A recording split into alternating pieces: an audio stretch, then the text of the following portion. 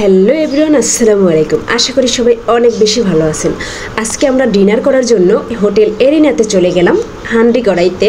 হান্ডিকড়াই restaurant যেহেতু 10 তলার উপরে, সেহেতু আমরা লিফটের জন্য ওয়েট করলাম। লিফট এসে গেছে, এখন আমরা লিফটে উঠে চলে যাব উপরে। চলে এলাম তাড়াতাড়ি। এখন আমরা খাবার অর্ডার দিব। মেনু কার্ডটা দিয়ে গেল ওনারা।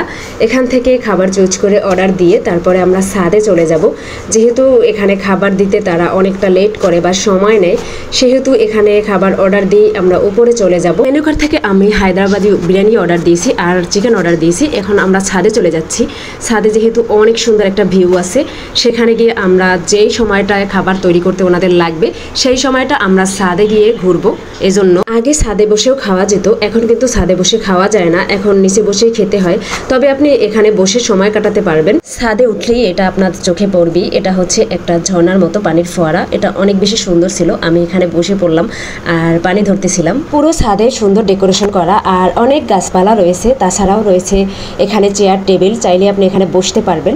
এইটা অনেক বেশি ভালো লাগে। এখানে অনেক গাছপালা আছে। তার থেকেও বড় কথা হচ্ছে এটা যেহেতু অনেক উপরে 10 তলার, এখানে বসে থাকতে অনেক বেশি ভালো লাগে। অনেক বাতাস বা আবহাওয়াটা অনেক বেশি সুন্দর লাগে। এখান থেকে নিচের দিকটা দেখতেও আরও বেশি ভালো লাগে। এই পাশে বাচ্চাদের জন্য আছে বিভিন্ন রাইডের ব্যবস্থা। আমার বাচ্চা তো দৌড়ে গিয়ে এখানে উঠে খেলতেছিল। তো যারা বাচ্চা নিয়ে আসবেন কোনো প্যারা নাই, এখানে বসে বাচ্চা তার ইচ্ছা মতো খেলতে পারবে, প্যারা দেবে না কোনো। হান্ডিকড়াইয়ের ছাদটা কিন্তু বেস্ট একটা জায়গা। যারা পিকচার ভিডিও করতে পছন্দ করেন তাদের জন্য বিশেষ করে। আমরা নিচে চলে এলাম খাবার খাওয়ার জন্য, কিন্তু আমাদের খাবার এখনও হয়নি। এই যে আমার বাবাইটা ক্যামেরা ধরলেই দুষ্টমি করে, ও ক্যামেরার দিকে তাকাতেই চায় না, প্রচুর দুষ্ট। ও ক্যামেরা দেখলেই ইচ্ছা মতো দুষ্টমি করবো ওর মতো। আমাদের খাবার কিন্তু এসে গেছে, চিকেন এবং হায়দ্রাবাদি বিরিয়ানি। তো এটাকে আমি এখন ওপেন করব।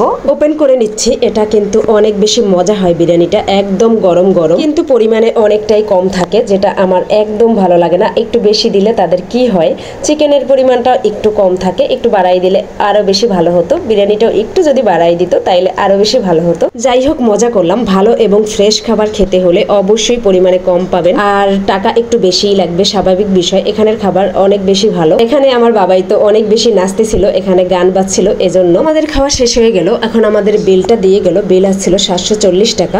রেস্টুরেন্টের এই জিনিসটা কিন্তু খেতে অনেক বেশি ভালো লাগে। এখানে চকলেট দেওয়া ছিল, এটা কিন্তু আমার বাবু বাইসা বাইসা তারপরে খাচ্ছিল।